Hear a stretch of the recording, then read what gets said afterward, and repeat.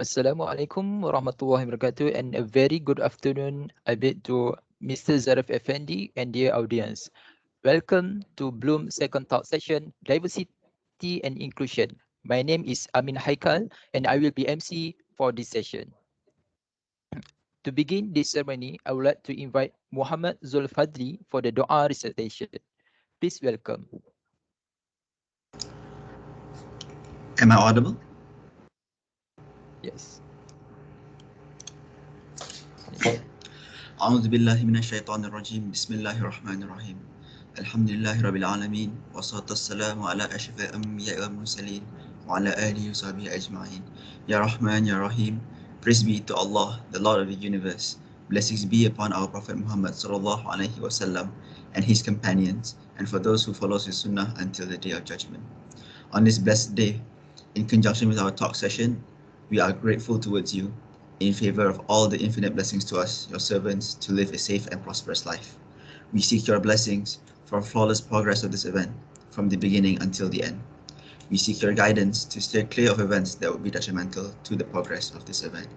Ya Latifan bi khalqih, please bless us with your tawfiq and hidayat. Please guide us to greatness, peace, glory, and prosperity in this world and the hereafter. Grant us with valuable knowledge that will be beneficial to mankind in order to gain mardatillah. Make us your righteous servants that follows your commands and neglects sinful acts. Please forgive us for all of our wrongdoings. Ya Munzil al-Barakat, bestow peace to our beloved country, Malaysia. Preserve us from any threat and disaster. And to you, Ya Allah, we ask for security and prosperity upon us, our leaders, and our country. Bestow patience in us in order to face the challenges from you. Please accept our deeds and please reward us accordingly. ربنا آتنا في الدنيا حسنة وفي الآخرة حسنة وقنا عذاب النار سبحان ربك رب العزة عما يصفون وسلام على المرسلين والحمد لله رب العالمين. Okay. Thank you, Zulfadli. Okay. Now, before we start our session, let me introduce our speaker for the day. His name is Zarif Effendi. He was born without arms, but he never really understood or could apply the term disabled. With his ninja-like precision, he lived his life not just like normal, but most time a bit more crazy than others. He has a background in developmental psychology from Griffith University, Australia, and had also taken a Bachelor's of Art majoring in sociology at KDU College. He is extremely strong-willed person and has been intensively involved in the last 10 years with many CSR, humanitarian relief, community and entrepreneurship development programs, bringing a wealth of experience from community program, social action advocacy and humanitarian relief both locally and internationally. He is known to be an inspirational and outstanding figure in the social entrepreneurship, community, and humanitarian field. He was founder of TZI, the Zarif Initiative, and CEO of Gemilang 4E and Loka Malaysia. Mr. Zarif was also in a group CMO of Ilang Wah Group and is currently on the board of director of Malaysian Food Bank Wadah Malaysia. And he is an ambassador for TN50 and UNICEF Disability Campaign. Hashtag Disability Campaign. Without further ado, let us welcome our speaker, Mr. Zarif. The floor is yours.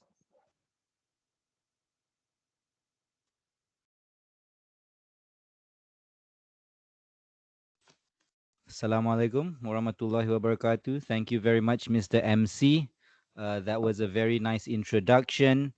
And thank you very much for the dua. Alhamdulillah. In the grace of Allah, we are here. We are blessed to be able to share and learn and hopefully find some sort of knowledge and information that can be useful for us all.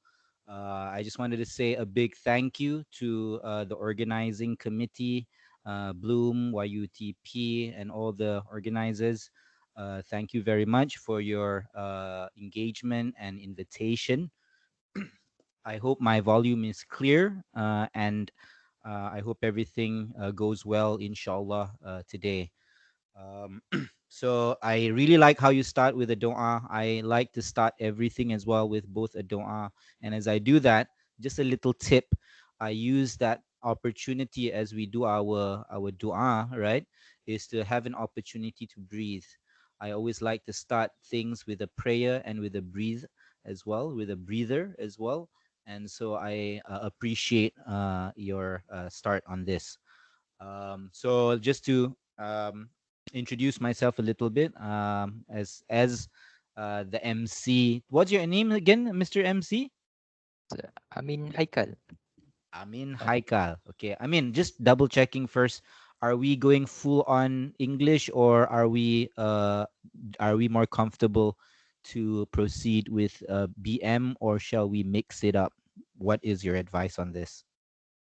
I think better we Okay, mix Malay and English. Okay, boleh. Alhamdulillah. inshallah. Okay, so anyway, to introduce myself, seperti yang dikatakan oleh our MC, my background atau background saya ialah dalam developmental psychology, meaning that saya punya expertise ialah in personal development, atau sasiah diri, atau our internal self. And at the same time saya punya kepakaran juga dalam bidang community development, ataupun pembangunan community, dan ini menerusi saya punya pengalaman lebih 10 tahun bekerja dengan pelbagai NGO, community projects, nation building projects, um, and juga minat saya memang dalam bidang social science, dan juga philosophy and psychology. Jadi menjadi memang life journey saya, atau menjadi perjalanan hidup saya untuk mengetahui tentang isu-isu, tentang topik-topik tentang personal development and community. Jadi terima kasih kerana pihak organizer dengan menjemput Zarif. I think today, is it all students, ataupun juga we have students dan pihak yang people with disabilities hari ini? Just to double check. Ada student dan daripada PDK, Cesar. Students dan juga dari PDK. Yes. Alright, Alhamdulillah.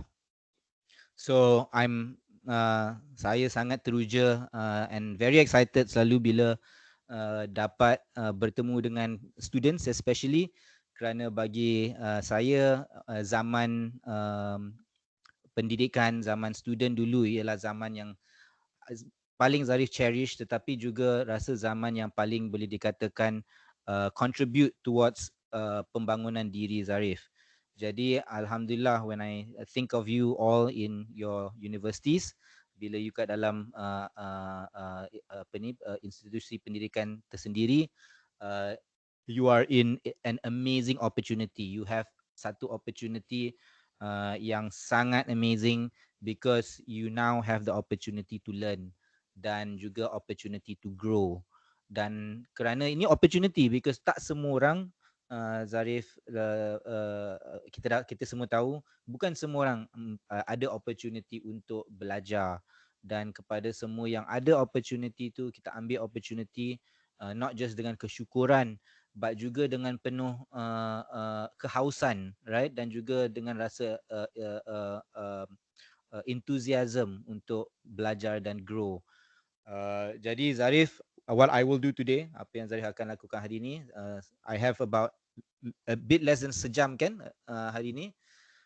And so apa yang saya akan lakukan ialah saya akan share sedikit saya punya cerita, saya punya background, saya punya kisah dan pengalaman, dan pada masa sama saya berharap dapat share juga atau dapat berkongsi pengetahuan dan sedikit ilmu, dan mungkin sedikit cara dan teknik dan tools bagaimana saya dapat break kebanyakan barrier, atau dapat melepas cabaran-cabaran dalam kehidupan saya, kan? So let me just see. I will open. Macam mana ni? Okay, kejap Screen share. Window. Kejap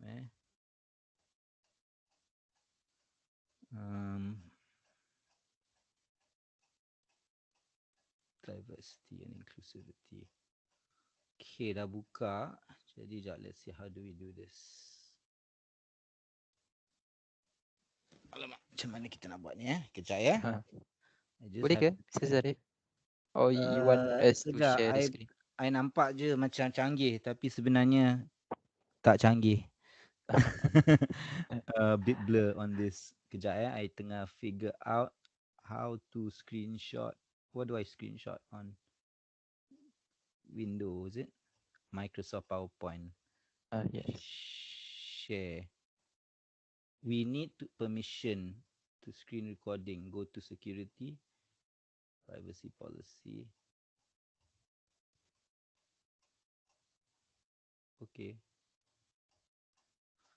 I selalu dengan Meet memang I confuse sikit. Selalu dia kata suruh dapatkan the permission. Oh.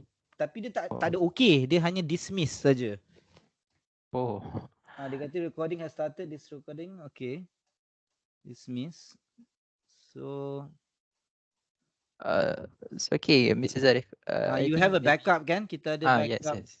Can we go to the backup because it's not working and okay. Wait. For some reason selalu there we are. Alhamdulillah. Okay. Alright, let's go to the. Okay, jadi kita mula hari ni. Tak apa, we can go to the next page terus. Okay, seperti yang Zarif katakan tadi, seperti saya katakan, apa yang saya akan lakukan first ialah share sedikit tentang diri saya, my experience. So at the same time, sila ambil catat Zarif punya contact details kalau nak WhatsApp, check email Zarif punya website juga. Please feel free to contact me anytime. Civil lah, janganlah pukul 3 pagi kan. And then so next boleh. Alright, so that is me, itu Zarif. Zarif, saya dilahirkan lebih kurang 40 tahun ago, tahun 1981. Kalau kita dapat lihat di sana, memang saya dilahirkan tak ada tangan kan. Tetapi alhamdulillah memang the biggest blessing atau blessing yang paling besar Zarif ada ialah mempunyai ibu bapa yang bukan hanya penyayang dan caring, tetapi mereka menyediakan persekitaran yang bagi Zarif enabling.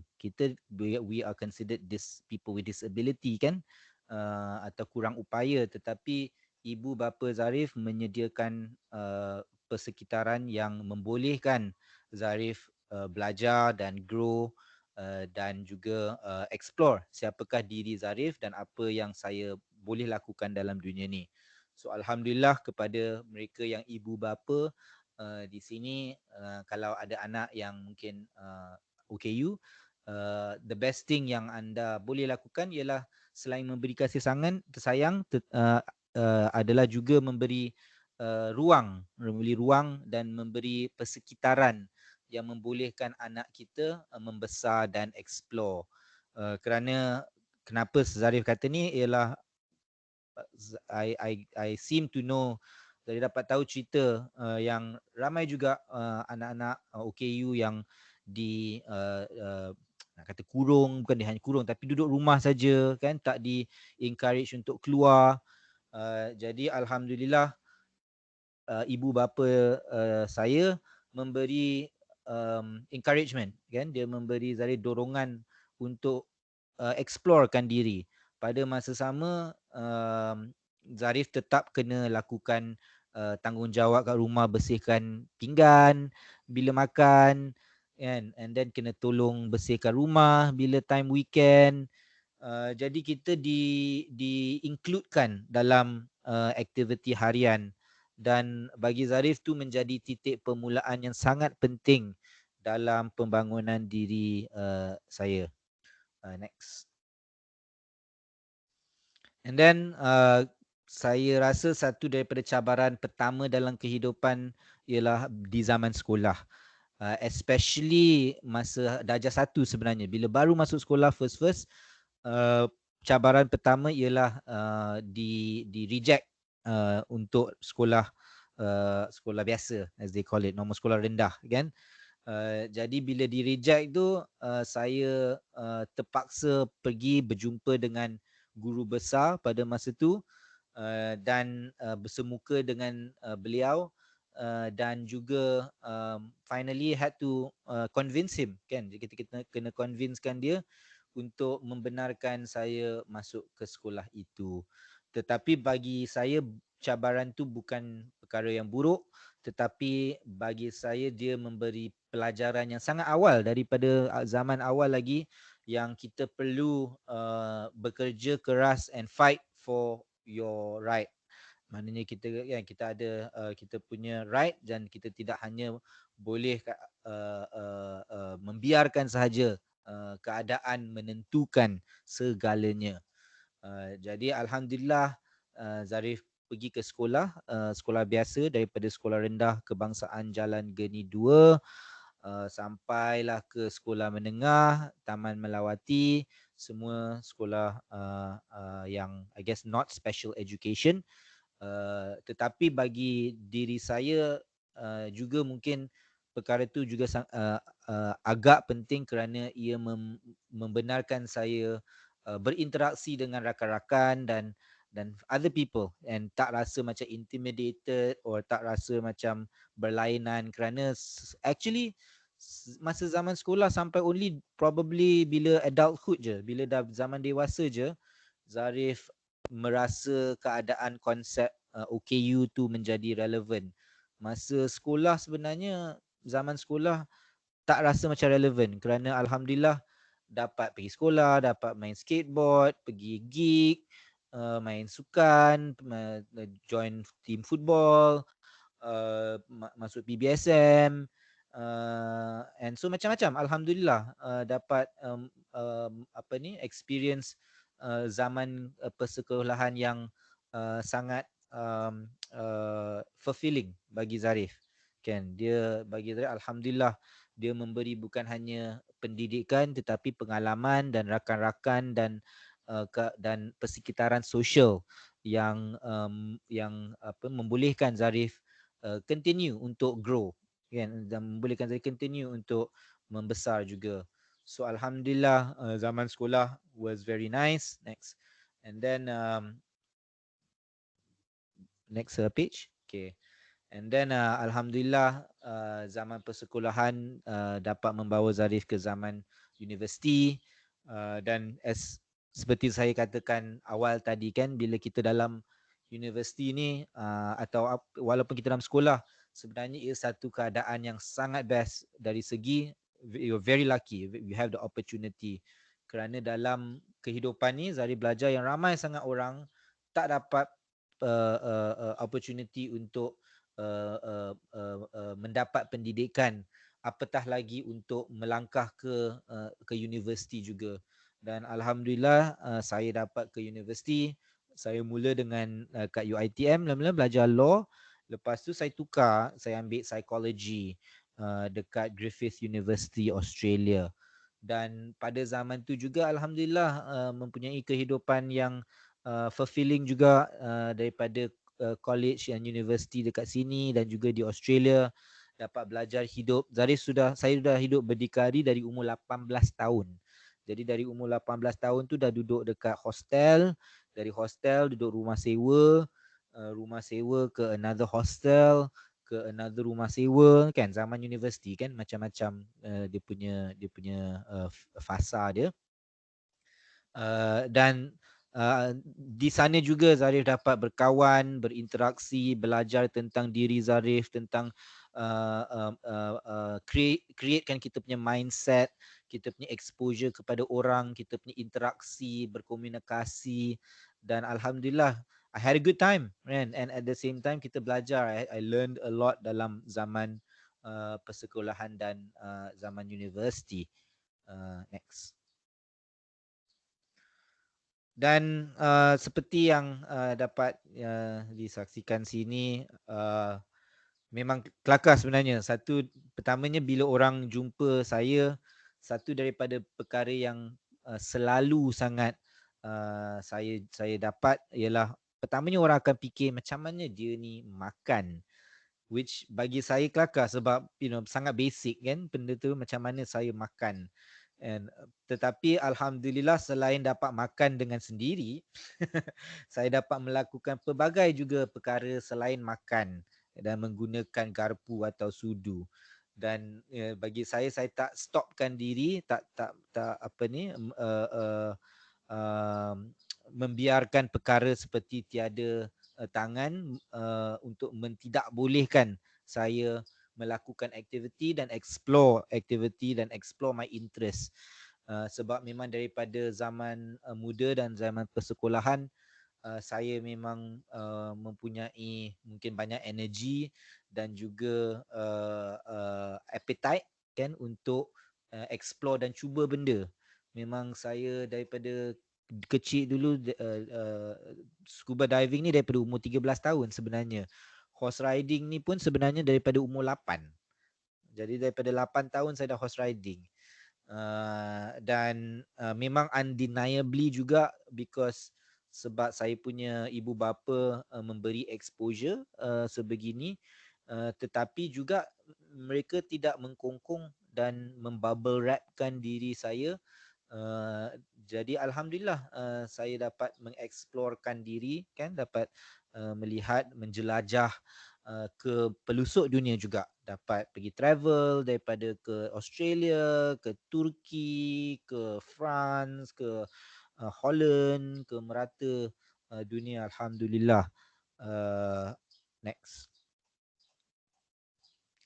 Dan juga selain pelbagai sukses dan experience dan pengalaman yang manis dan boleh kata membanggakan, saya juga mempunyai pengalaman-pengalaman yang pahit juga dan juga banyak failure dalam kehidupan saya. Masa saya kecil sebenarnya, masa saya 12 tahun saya hilang rumah pertamanya. Hilang rumah daripada duduk kat Highland Towers. Jadi kita orang kecil-kecil dah rasa survivor. Dah berpengalaman survivor dekat Highland Towers tu. Bila kita hilang rumah, kita kena pick up our life balik semula kan, kena memulakan semula perjalanan hidup ini.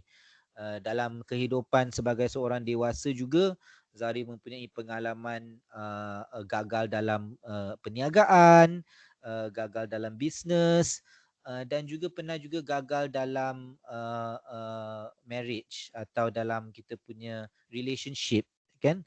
Jadi Zari pernah gagal, dan ini gambar sebenarnya masa Zari gagal masa tu, tengah sedih, tengah very depressed. Tetapi saya ambil gambar ni masa ni hujan. Masa ni hujan, tengah broke, tengah pukai, hujan, pukai dan sedih. Ni gambar ni sebenarnya. Muka senyum tapi di belakang tabir tengah sedih, pukai dan frustrated lah juga. Tetapi saya ambil gambar ni kerana ingin remindkan diri kita tentang bukan hanya zaman kegemilangan atau zaman happy-happy, tetapi kita juga belajar. Paling bagi saya pengalaman yang pahit dan pengalaman yang sukar yang bagi diri saya menjadi pengalaman yang paling di cherish kan, atau yang bagi Barit Zari dipelajari paling. Jadi inilah dia. And then next. Dan alhamdulillah selain dapat kita gagal, kita selalu juga bangkit. Dalam kegagalan kita ada kemenangan, dalam kemenangan kita ada kegagalan, dan dua-dua menjadi guru dalam kehidupan. Dan bagi diri saya alhamdulillah, saya memang tekad nak hidup dengan terbaik. Hidup terbaik maknanya nak tekad kita hidup dengan bukan hanya happy tetapi meaningful. Kita buat perkara-perkara yang kita rasa ada sebab dan ada reason kenapa. Dan alhamdulillah membawa Zarif mendapat menulis buku sendiri, kan, seperti dapat dilihat atas shelf juga.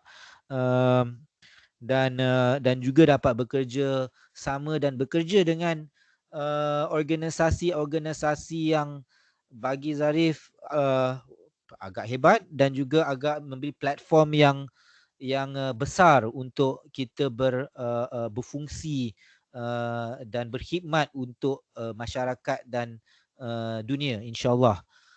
Jadi alhamdulillah dengan pengalaman ni. Next. So dengan pengalaman semua ni, saya dapat berkongsi dengan teman-teman dan rakan-rakan di pelosok, di everywhere. Alhamdulillah, saya dapat berkongsi dengan pihak corporate, dengan pihak kerajaan, di platform-platform conference, di platform-platform talks and speeches. Jadi alhamdulillah, pada masa ni okey, kehidupan Zarif boleh kata I have in some ways, alhamdulillah, reached a lot of my goals, kan. Saya dapat melakukan banyak yang saya ada bucket list. Kalau you know bucket list, makna bucket list ni perkara-perkara yang kita nak buat dalam kehidupan, kan. Maknanya kita tick benda-benda dalam list, dalam bucket list ni. Macam contohnya saya nak ada company sendiri dalam umur 30 tahun. Jadi bila umur 29, saya menghadiahkan diri sebuah syarikat untuk diri sendiri dengan plan sekali lah. Tetapi lepas tu bila kita nak about couple years ago nak tulis buku, and so saya dapat publishkan buku pertama. Saya dapat tulis dan publishkan buku dan jual dekat kebanyakan buku kedai-kedai buku. Next. So that's a little bit sedikit tentang diri saya, kan, tentang background diri saya, dan saya akan cuba just share a little bit tentang apa yang telah saya belajar dalam kehidupan ini yang mungkin dapat membantu kalian, membantu teman-teman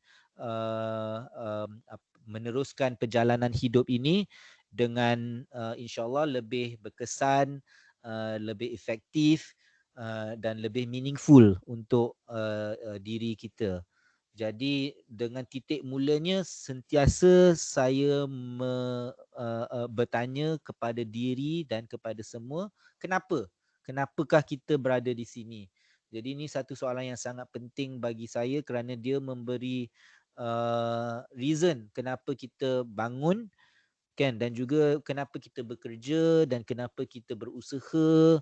Jadi sentiasa penting sangat bagi diri saya untuk kita mengenali kenapa kita melakukan apa yang kita lakukan, dan bagi saya ini adalah satu perkara yang kita kurang lakukan dalam kehidupan kita.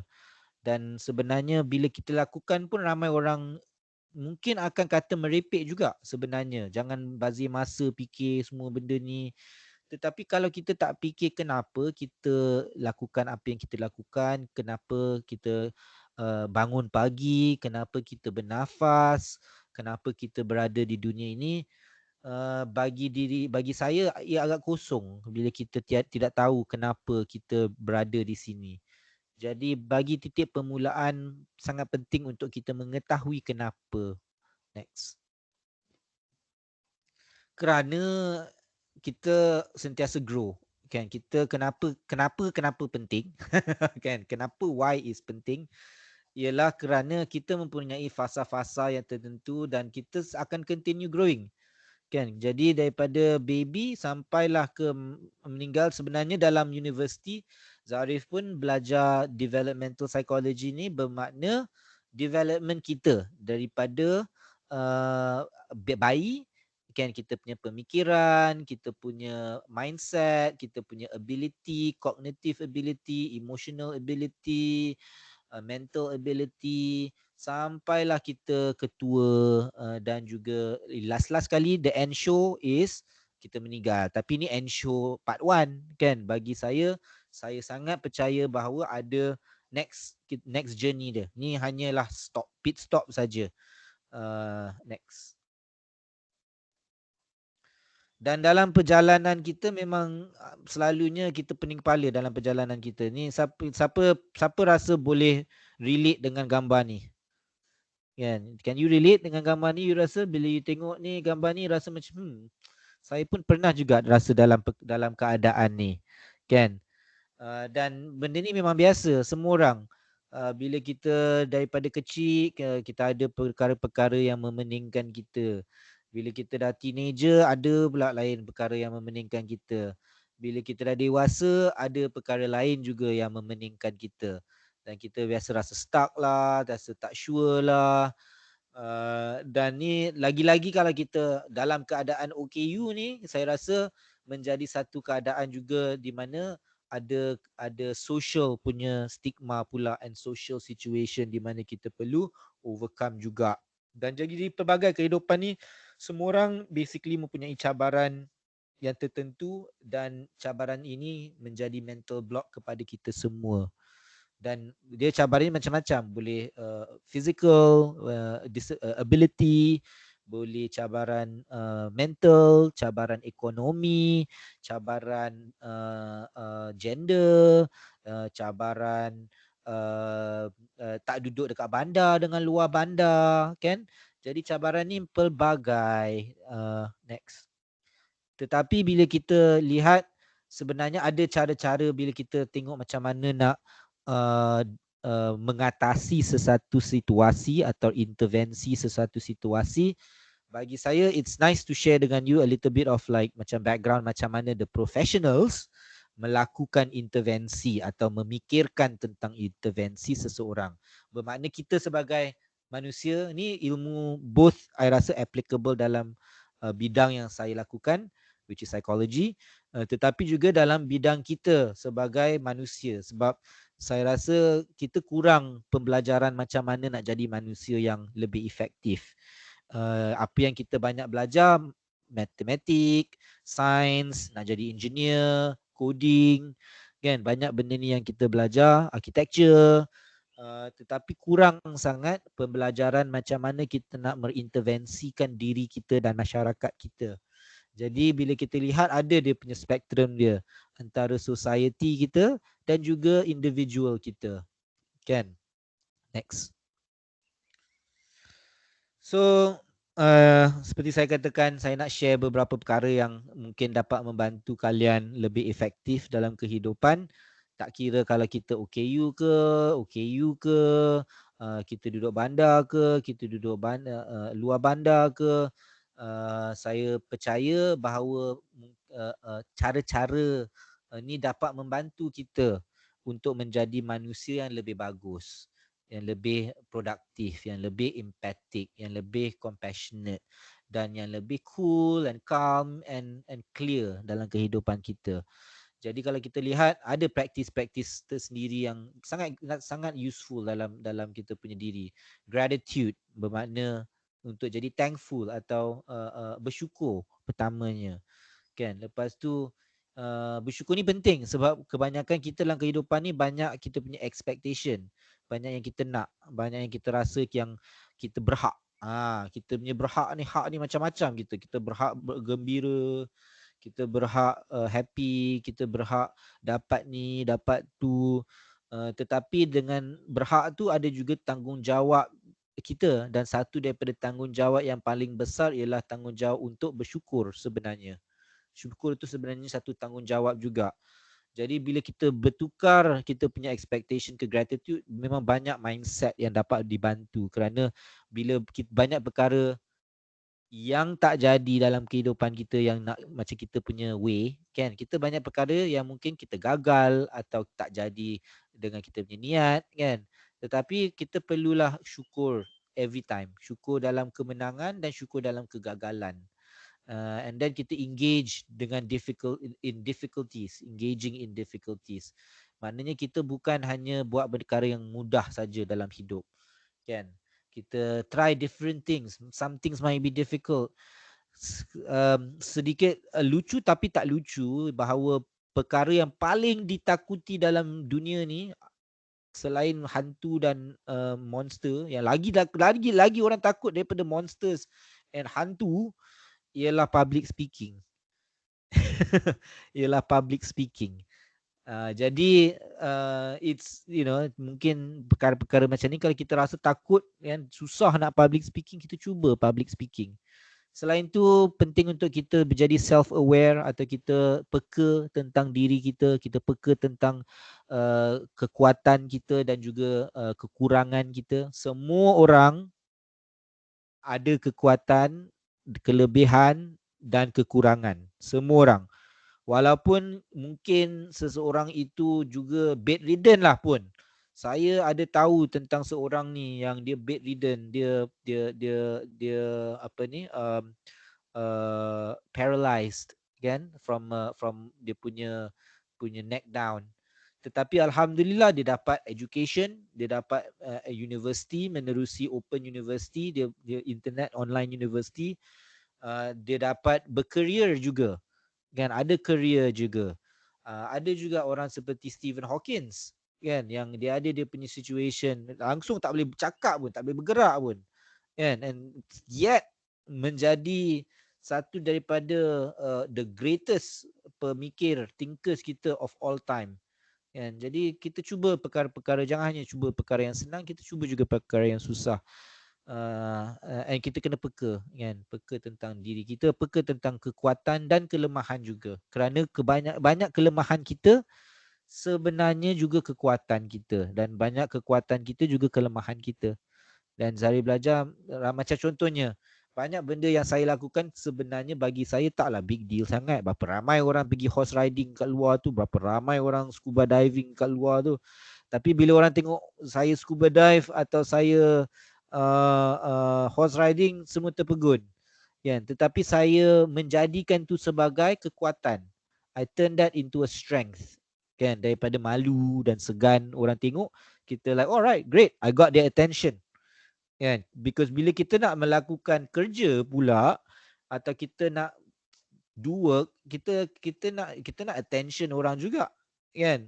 So kita gunakan apa yang orang sangkakan sebagai kelemahan sebagai kekuatan. And so it's important to have goals, right? It's important to understand yang kita ada fasa-fasa dalam kehidupan kita, dan mungkin goals tu sedikit vague atau sedikit tak clear bila kita muda, dan insyaAllah menjadi lebih clear apabila kita mencuba pelbagai perkara dalam kehidupan. Sebab pertama, sebelum kita nak tahu apa yang kita punya goal, apa yang kita nak, mungkin cara untuk dapat tahu tu ialah untuk kita tahu apa yang kita tak nak kan. Kita experience pelbagai perkara, pelbagai experience, pelbagai social circle, dan kita experiencekan dan kita dapat tahu apa kita punya goals, dan penting untuk ada goals. And also intellectual stimulation juga sangat penting. Makna untuk growing ni atau untuk proses pembesaran ni atau proses growing ni, dia ada physical growth, dia ada mental growing, kan? Dia ada spiritual growing, kan? Dan semua growing memerlukan stimulation, kan? Jadi stimulation tu datang daripada kita belajar, datang daripada kita berilmu, datang apabila kita berkomunikasi, berdiskusi, kan. Jadi janganlah kita malu untuk belajar, jangan malu untuk bershare, dan jangan malu untuk berdiskusi, kerana penting. Intellectual stimulation tu adalah sebenarnya satu cara untuk kita menyihatkan badan kita dan sebagai satu positive psychology untuk diri kita. Next. So okay, next lah, banyak sangat. Alright, so this is some cool exercise yang kita boleh fikirkan sikit untuk kita renungkan juga. Beberapa perkara yang kita boleh lakukan untuk menguatkan diri. Ni exercise yang dapat menguatkan resilience. Resilience, kalau yang kurang faham, ialah kita punya macam kekuatan. That's what resilience is. Kekuatan untuk bertahan. Bertahan ni macam-macam. Bertahan daripada gangguan, daripada persepsi, daripada perkara negatif, tetapi juga kepada diri. Kan, bagi saya cabaran paling besar saya ialah saya. Memang ada cabaran dalam dunia ni, ada external punya cabaran, orang lain, persepsi, doubt, tak agree dengan apa kita fikir, kan. Memang ada cabaran tu, hujan, kan, weather, tetapi cabaran yang paling besar sebenarnya adalah diri. And jadi it's important untuk kita jadi kuat, kan. And here's some ni beberapa practices yang dapat membantu kita untuk kuatkan diri, kan. So for instance, 3 good things, bermakna setiap hari kita tengok apa yang kita reflectkan, apa 3 perkara yang bagus berlaku hari ni, kan. Sebab banyak kali kadang-kadang kita banyak komplain, kita by the end of the day kita fikir benda tak elok je, banyak semua benda tak jadi je. Tetapi kalau kita boleh at least reflectkan some things, kan, insyaAllah dapat membantu kita, kan. And kebanyakan exercise ni kalau you dapat tengok, dia macam reflection punya exercise kebanyakannya, kan. Dia reflecting, ada macam low high reflection, kita discusskan macam mana kita punya experience of the day, ataupun mungkin exercise walking in their shoes, kan. Maknanya mungkin kita fikir macam mana mak kita hari ni, macam mana ayah kita hari ni, kan, macam mana kawan kita hari ni, kan. Jadi kalau kita semua lakukan exercise macam ni, kita dapat lebih empathy and compassion, kan. And ultimately satu benda bagi Zarif daripada kecil, saya selalu imagine, banyak imaginasi. Memang daripada kecil dulu saya imagine saya ni ninja. Jadi itulah you baca tadi ada ninja precision, sebab memang saya belajar ninjutsu, ninja daripada kecil, obses gila dengan benda ninja, and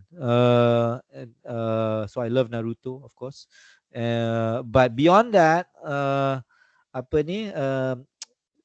bagi diri saya, kenapa saya berangan nak jadi ninja, kerana bagi saya tu macam ideal saya, macam paling best kalau dapat jadi ninja. Bagi saya ninja tu bermakna precise, kan, maknanya accurate, maknanya laju, kan, maknanya ada dia punya code of ethics dia, kan, ada honor, kan. Jadi bagi saya memang berangan nak jadi ninja daripada kecil. Jadi tak salah untuk kita berangan bila kita besar pun, kan. Jangan kita takut nak berangan, tapi jangan juga berangan sajalah.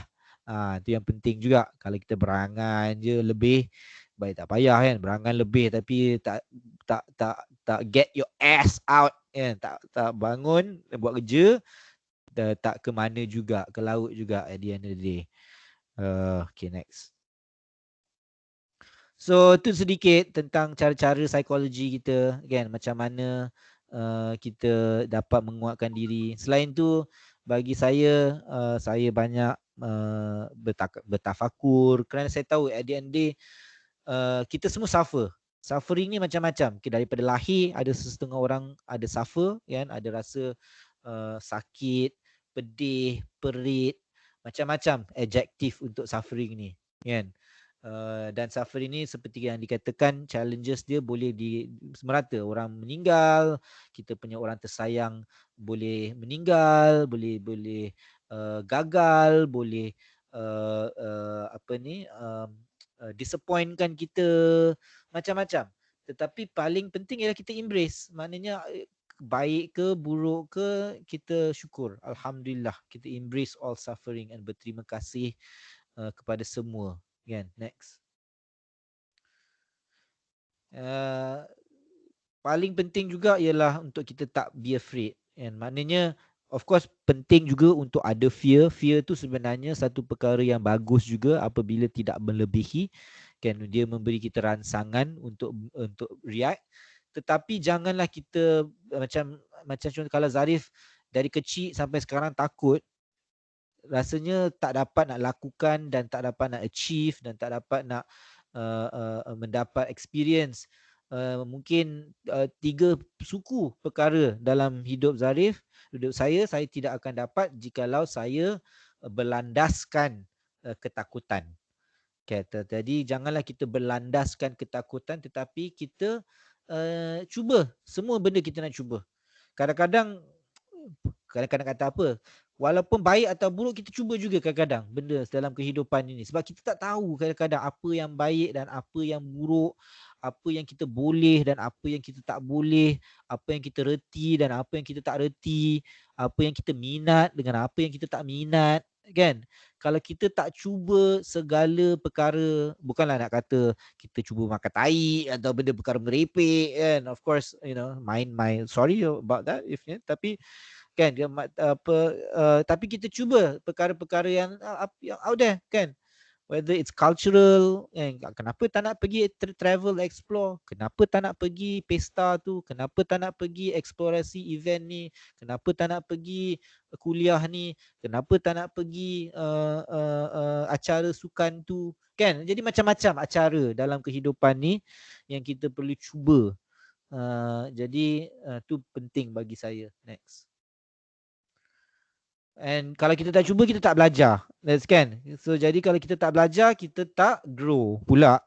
Kan? Jadi bagi saya pentingnya sangat belajar tu, belajar ni ada buku dan ada pengalaman dan ada orang. Kan? Maknanya kita belajar menerusi semua benda.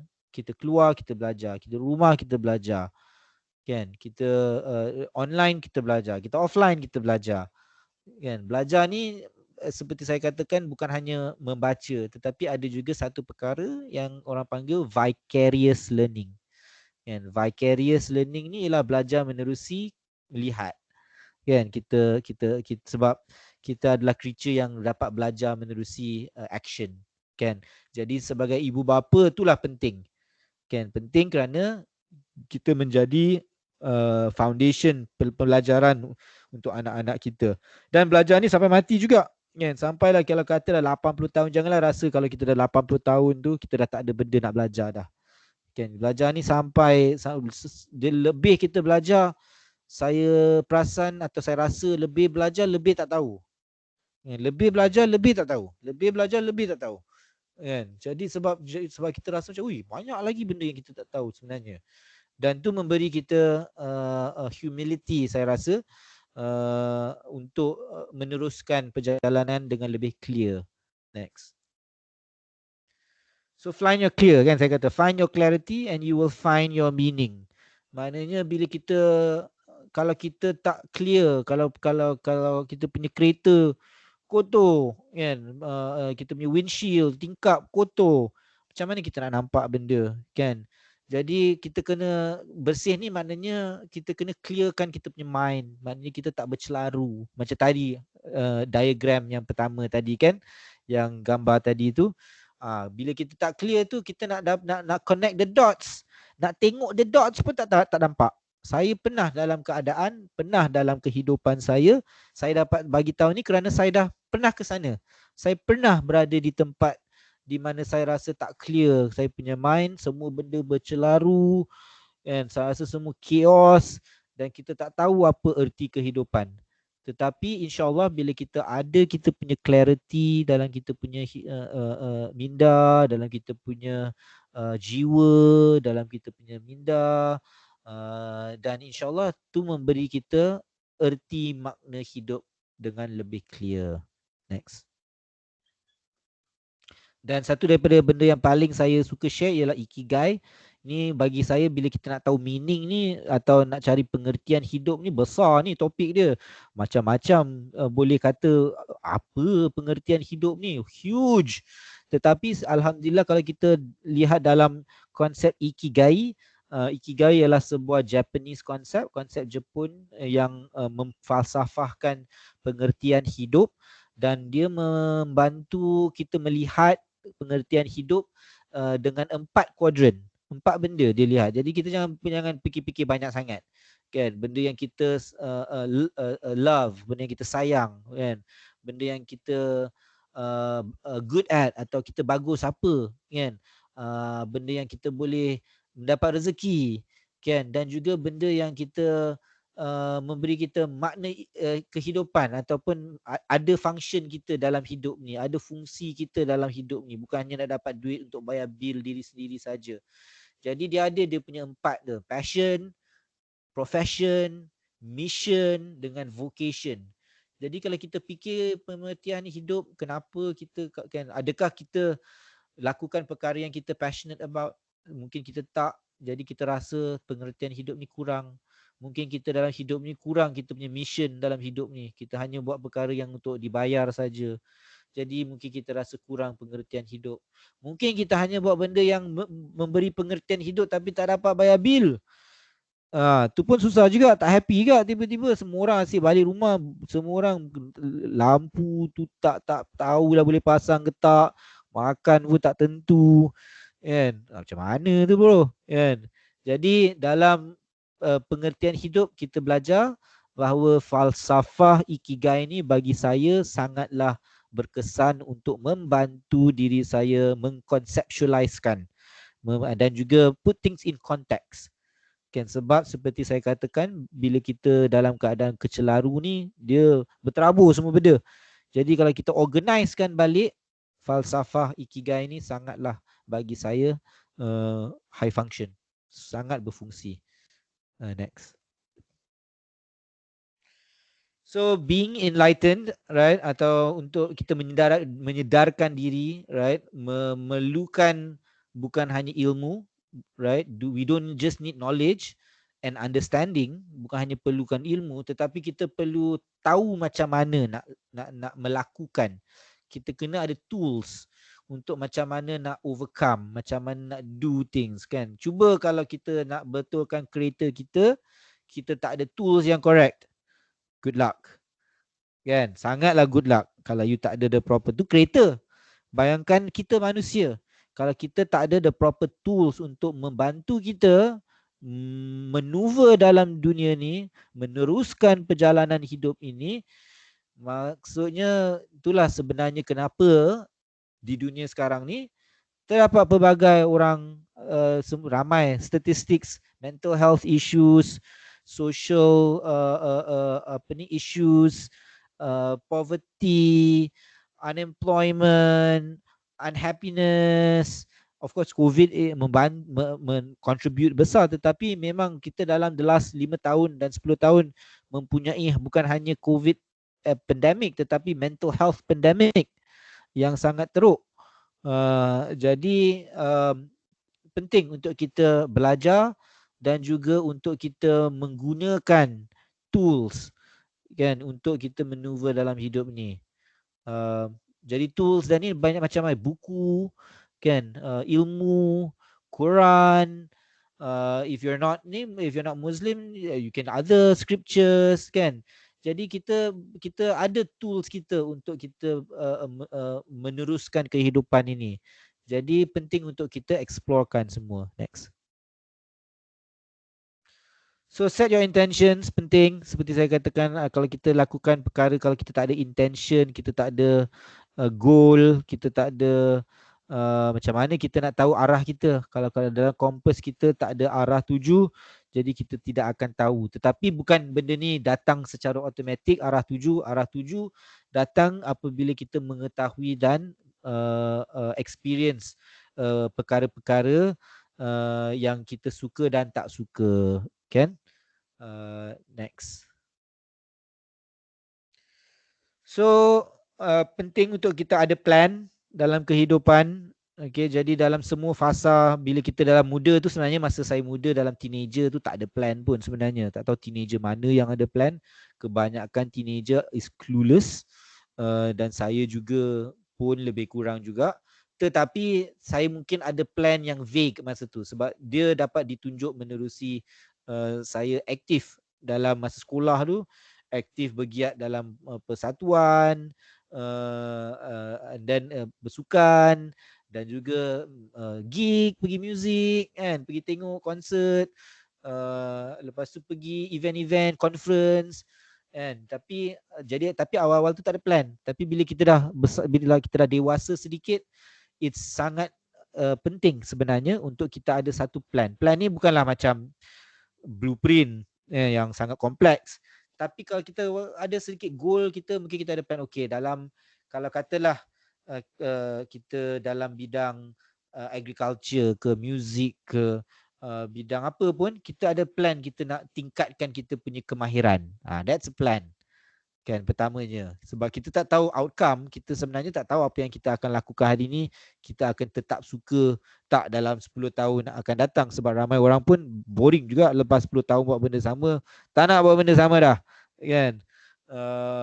So kita kena belajar and just kind of continue growing macam tu. Tapi untuk plan ni, satu yang paling penting untuk plan ialah untuk lepas kita ada plan, kita campak ke laut. Maknanya kita redha. Maknanya kita biarkan plan, memang plan kan, tapi jangan kita vested, jangan kita hanya macam bertumpu, hanya kalau plan tu tak jadi kita nak matilah. Tak. Kan, kalau jadi tu alhamdulillah, kalau tak jadi pun alhamdulillah. Bermakna kita dapat belajar apa yang kita buat ni tak jadi, which is part of the learning process. Kan? Next. So do the right things, ya, kita buat perkara-perkara, do the right things and the right things will happen to you. Maknanya kalau kita buat perkara yang, kalau katalah kita nak badan yang kuat, kan, kita kenalah pergi gym, kan, kenalah bukannya sekali pergi gym terus ada muscle, kan, tak pernah orang sekali pergi gym terus ada muscle, kan, sekali compete terus masuk Paralympic, terus masuk Olimpik, tak ada, kan. Tapi kalau kita nak result, perkara-perkara yang kita nak dalam kehidupan kita menjadi dalam kehidupan kita, kita perlu melakukan perkara-perkara yang terbaik untuk diri kita. Maknanya kita perlu membuat the right things untuk badan kita pertamanya. Kan, apa perkara benda yang bagus untuk badan kita? What are the right things untuk badan kita? Kan, makanan, rest, kan, activity, blood flow, air, kan, untuk kita bernafas. Jadi kita tahu apa yang bagus untuk kita. Kan, pada masa sama untuk kita punya minda, apa yang bagus untuk minda kita? Ilmu, diskusi, kan, discourse, kan, perdebatan. Bukan semua benda yang kita, kan, hanya satu one flow je. Jadi kita kena buat benda yang the right things, perkara-perkara yang betul untuk perkara-perkara yang betul jadi. Sebab kalau kita buat benda tak betul, benda yang tak betul akan jadi. Logical, right? Next.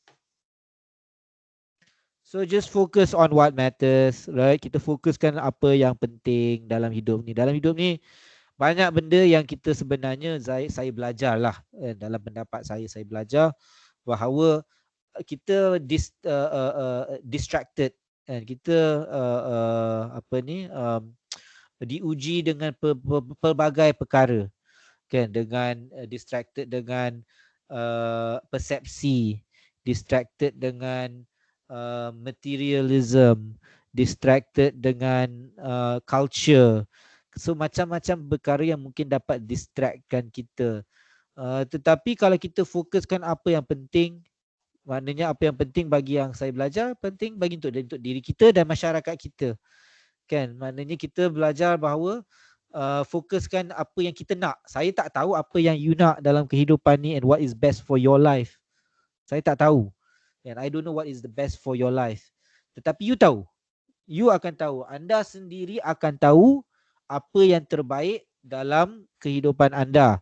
Tetapi anda perlu fokuskan apakah itu. Kan? So as I said, finding the clarity dan semua tu. Next. So seperti saya katakan, dalam kehidupan ni tak kisah siapa kita, kan.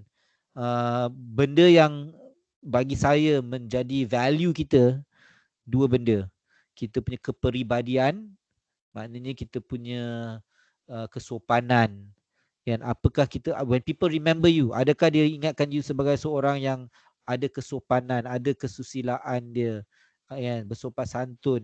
Tetapi juga dia punya, you punya skill dalam kehidupan ni. Apakah you punya, mungkin kita punya skill kesenian, melukis, mungkin music, kan. Tapi apa pun dalam kehidupan ni, pentingnya sekali kalau kita nak sukses dalam kehidupan kita, kita kena masterkan skill kita.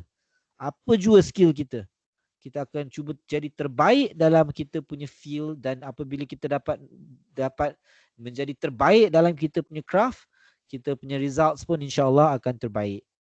Next.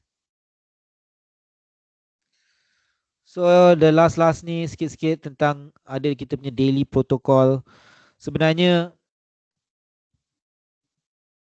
satu daripada perkara paling penting lah dalam kehidupan ni, dia ada satu term, normalizing the mundane. Right? So some things are mundane. Macam beberapa perkara setiap hari rasa macam contohnya kita buat katil kita. Setiap hari kita bangun kan, kita bersihkan bilik kita. Kita ada protokol-protokol, sebenarnya penting perkara protokol macam setiap hari kita solat contohnya. Kenapa kita solat? Ramai orang mungkin tak tahu. Mungkin hanya fikir secara teologi tentang kita nak solat sebab kita nak dapat pahala, nak melaksanakan tanggungjawab kita dan dapat masuk ke syurga. All that is true memang insya-Allah kan, tetapi ada juga sains di belakang tabir kenapa ada praktis sebagai solat and prayers dalam semua kehidupan cultural kita kan. Kenapa ada protokol untuk badan kita? Kita kena sihat setiap hari, kita kena exercise, kita kena belajar setiap hari. Setiap hari kita perkuatkan ilmu diri, ilmu skill, ilmu craft kita. Dan bila kita ada protokol-protokol setiap hari kita lakukan, InsyaAllah perkara ni yang akan membimbing kita ke arah sukses. Dia bukan macam satu hari je kita semayang, kita dah dapat perkara yang kita doakan. Kan? Satu hari je kita buat kita punya katil, oh beres lah. Kan? Katil kita dah okey setahun. You have to do it every day. Sebab macam contohnya kalau katil, saya dapat belajar bahawa keadaan bilik saya dengan keadaan minda saya ada correlation. Bila saya punya bilik ada je kadang-kadang rasa macam messy sikit kan. Tapi dia sama, bila bilik kita messy, kita punya minda pun macam kurang sikit. Macam a little bit messy juga. So it helps. All these daily activities and routines sebenarnya membantu kita untuk menguatkan kita punya resilience. Dia punya bika kita punya self kan. Cara penguatkan kita ialah macam ni lah, pergi gym kan, atau kalau tak ada gym, stretching kat rumah, bergerak kan, lari setempat ke kalau tak boleh lari dua tempat kan. But ultimately have the physical protocols, the mental protocols, the spiritual protocols untuk membantu kita. Walaupun kita OKU ke tak OKU ke, insyaAllah kita boleh mencapai. Walaupun kita tak OKU, tapi kalau kita malas, kita tak buat semua benda ni, kita akan gagal juga. Ya, jadi semua orang perlu ada sebenarnya dia punya disiplin setiap hari untuk mendapat sukses. Next.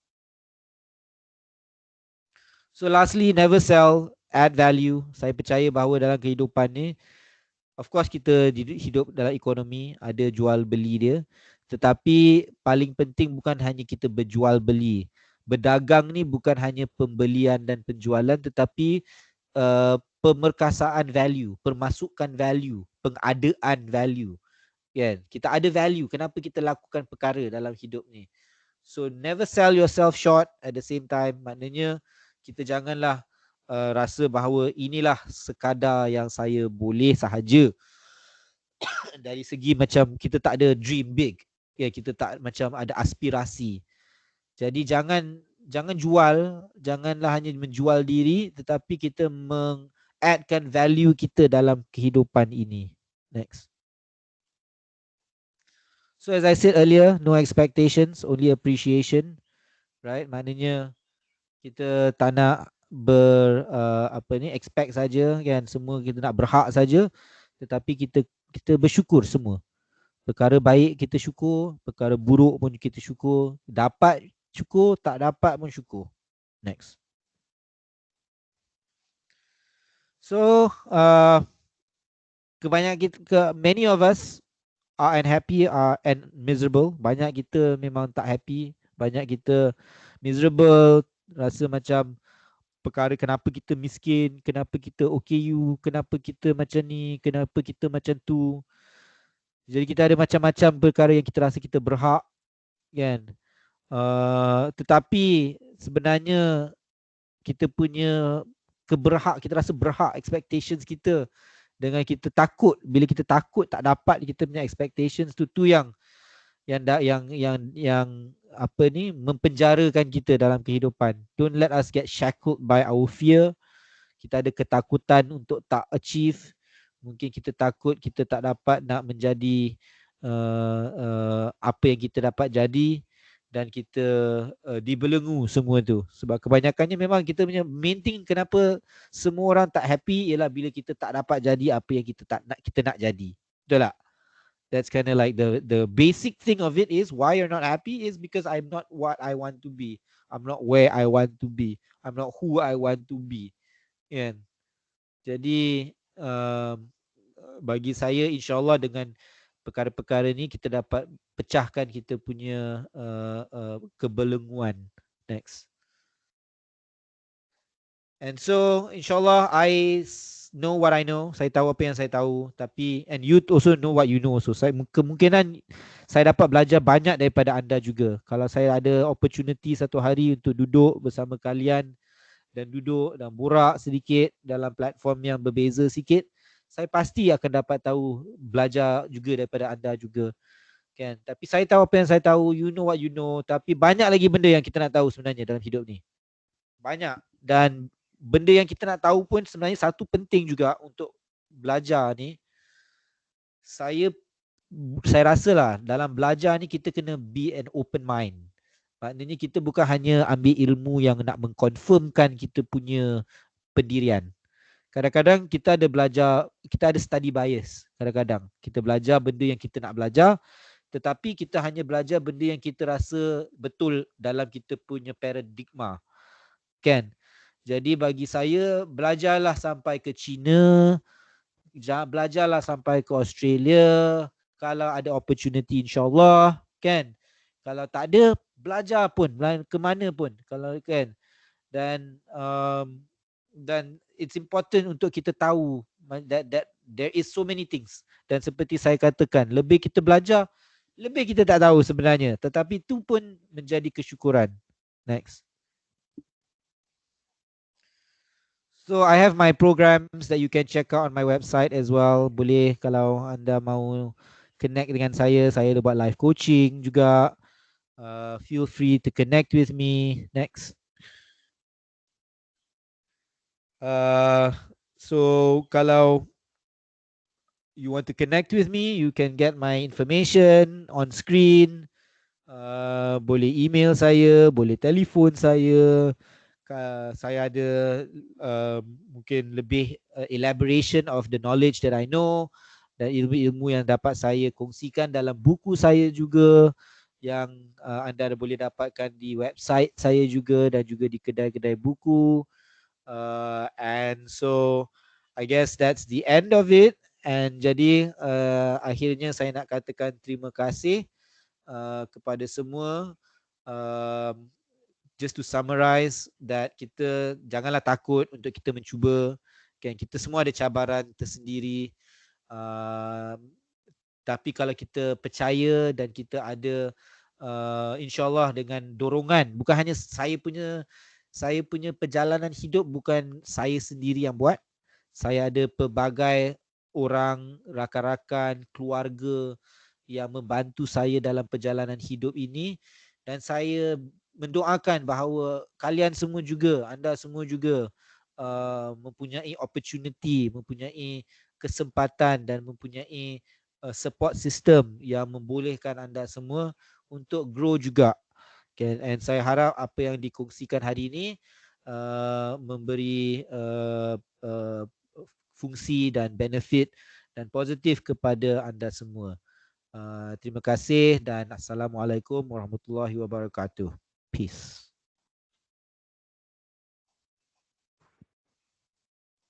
All right. Thank you very much, Mr. Zarif, for the wonderful talk. Okay, I think memang banyak yang Mr. Zarif share. Macam walaupun sekejap je tapi dia macam satu kita punya apa? Macam satu keseluruhan kehidupan kita boleh guna untuk apa yang Mr. Zarif share hari ini. Jadi before we go, okay, Mr. Zarif, can we have a short session, Boleh. Q&A session? Sila. Okay. Okay. Now we will proceed with the Q&A session. Okay, please raise up your hand if you have a question, and then after I call your name, you may ask your question, or you can type your question in the chat box. Okay.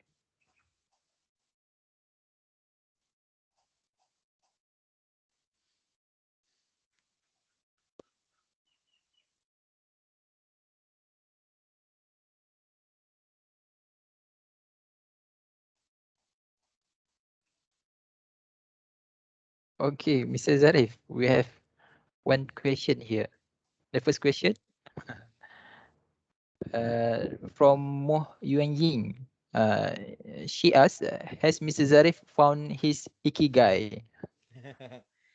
Inshallah, I think I have in some ways. I think it's a perjalanan, it's a journey on our finding our ikigai. And sometimes dalam kehidupan ni mungkin kita ada fasa-fasa di mana kita rasa kurang sikit kita punya connection with ourselves and our ikigai kadang-kadang. And ada for me, there are times that you kind of fall in and out.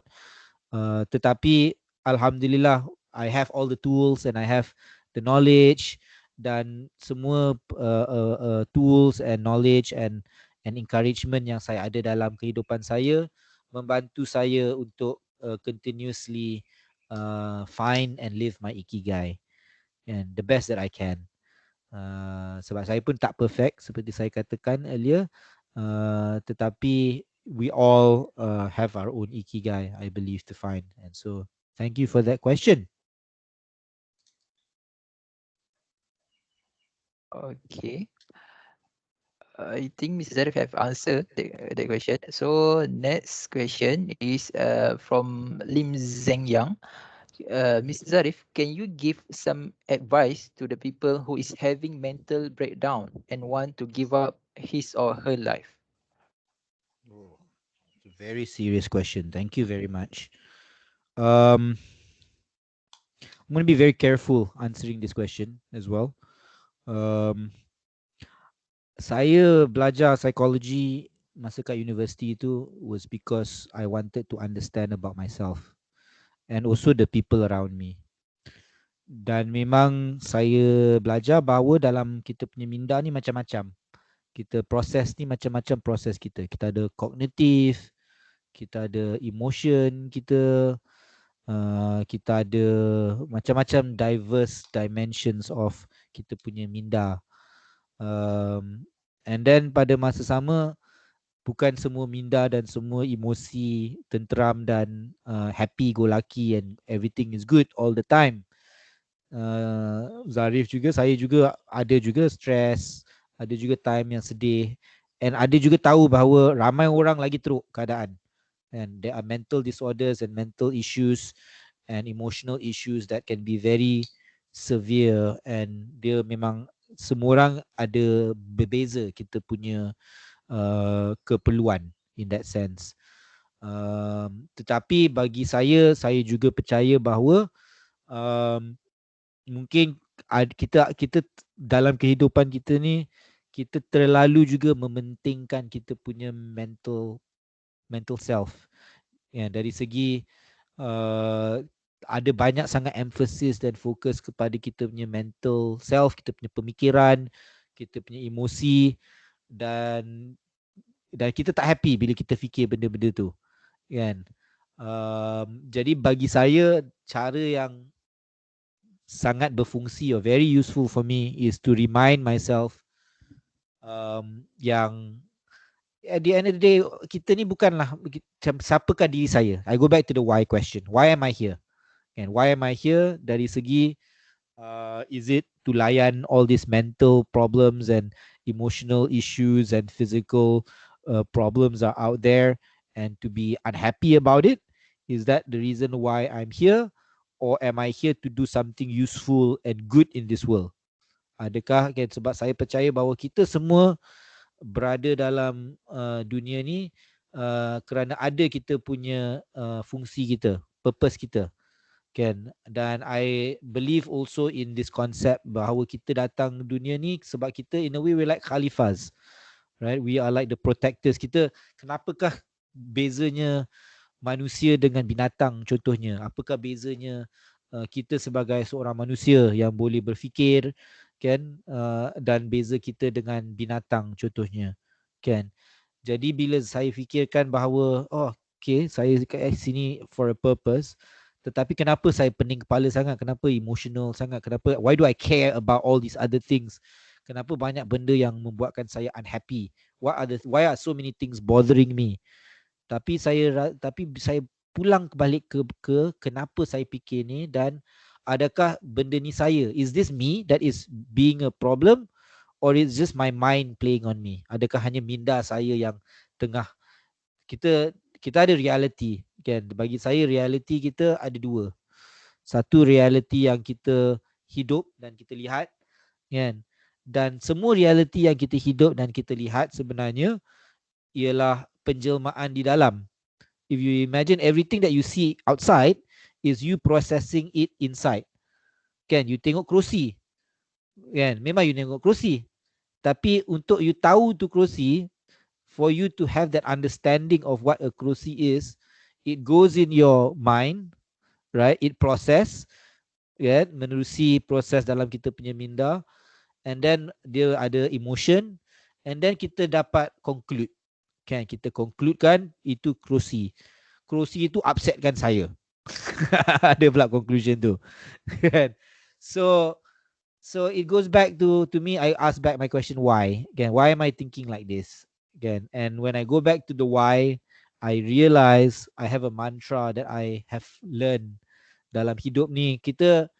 Dalam hidup ni, I believe that it's a temporary world that we live in. That's why there's life and that's why there's death. Kenapa kita ada hidup dan kenapa ada mati.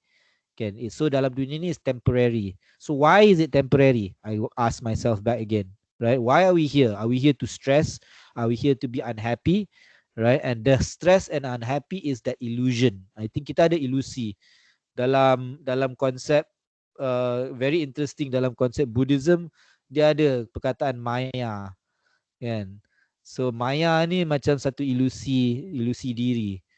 Right? So I try to lepaskan diri daripada ilusi diri, daripada alam maya ni, dengan reminding myself, right, that at the end of the day, all these things yang upsetkan diri saya, benda yang beri saya self doubt, kan, dengan kata saya tak boleh, saya tak perlu, saya tak bagus, saya tak elok, right, all these kind of things is not real. At the end of the day, is just permainan dalam minda kita. Minda kita apa? What is your mind at the end of the day? Minda kita ialah kita collect, kan, kita collectkan kebanyakan persepsi, information daripada orang, kan, kita collect, kita collectkan, kita proses dalam kepala kita, lepas tu kita buat konklusi, kita buat conclusion, kita happy ke tak, kita buat conclusion, kita puas ke tak, kita buat conclusion, kita satisfied atau kita tak satisfied, kan.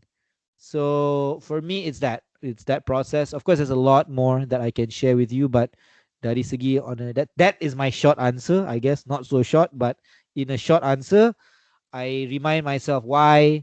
I remind myself that this world is temporary. Why do I need to stress now, right? And then I remind myself that at the end of the day, all that stress is not me actually, because I believe I am not the one that's upset. Yeah, because me is like macam contohnya kita punya badan dengan kita punya minda, kita punya otak, semua barang yang kita pinjam daripada Tuhan. For me, that's what I believe in, right? Kita punya badan, kita punya dunia, we all kind of borrow this, right? And what is kita is this essence of insight. Ada macam life essence of, which is what people call a soul, atau orang panggil jiwa mungkin, kan? Jadi kenapa kita nak kena stres? Bukan kita yang upset.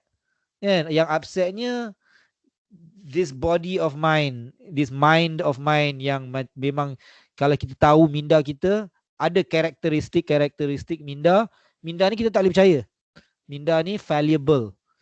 Kalau you tengok shapes mungkin misleading.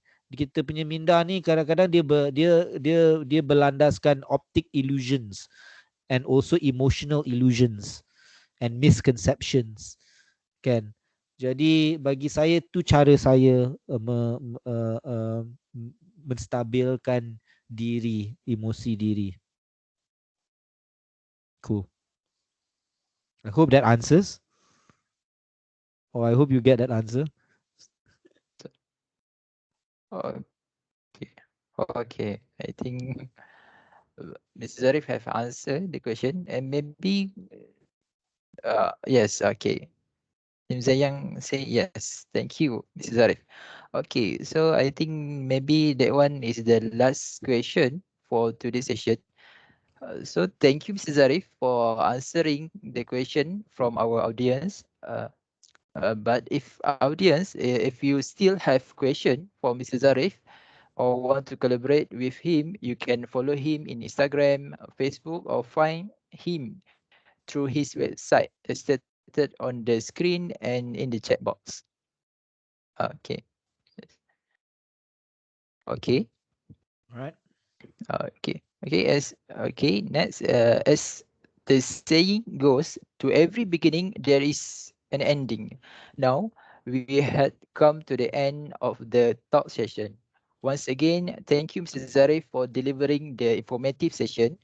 And before we end the session, we will now have a short photo shoot session. Everyone, please turn on your camera to join the photo shoot session. You may use our Bloom backdrop attached inside the email as the background when you switch on your camera. Thank you. Mr. MC, I just wanted to say thank you again to everyone who joined us today. Terima kasih. And terima kasih to the pihak organizers as well. Good job. Keep up the good work. Keep on learning. Keep on doing things differently. I suka sekarang pelbagai perkara yang saya rasa tak nampak masa saya zaman kuliah dulu kita buat benda-benda macam ni. Of course, we didn't have the technology, but also the topics and also the initiative is sangat commendable. So good job and keep it up. Terima kasih. Also to your team as well. Thank you to your very awesome team as well behind the scenes. Thank you, Mr. Zarif. Okay. And All right. Thank okay. you, Mr. Zarif. So, hi everyone. We will give you about 1 minute to open your webcam or set up your MS Team background. So, we will start our photo shoot session at 4:25 p.m.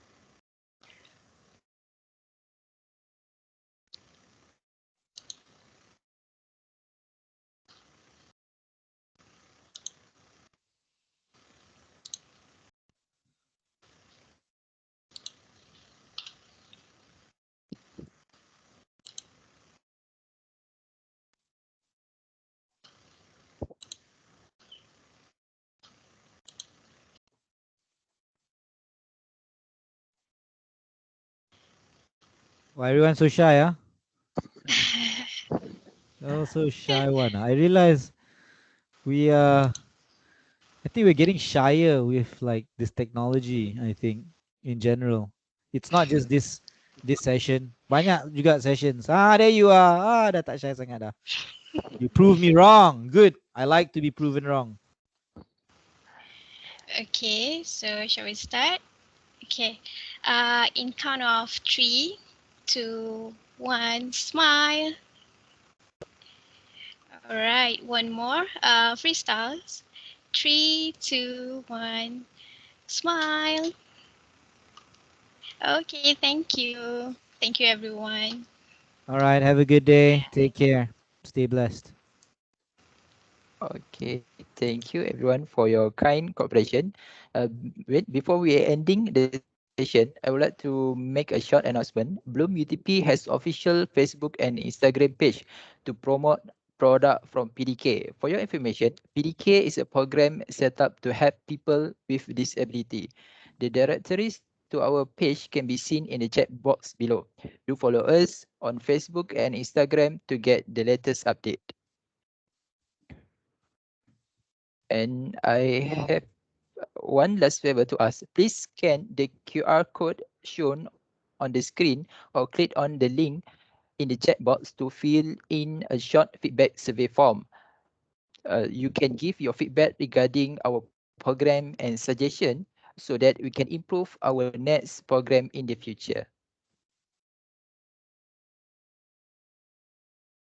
And on behalf of the committees of Bloom UTP, I would like to thank everyone for attending our session.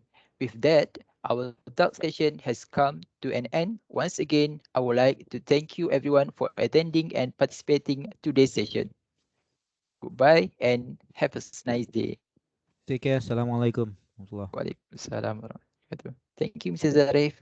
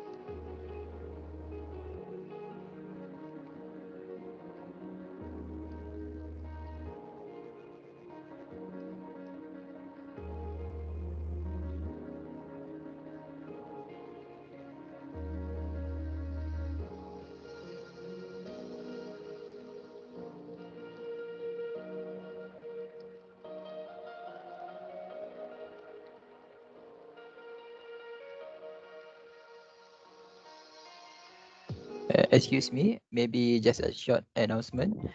We will end the meeting at 4:35 p.m. So you can scan the QR code to fill the feedback form.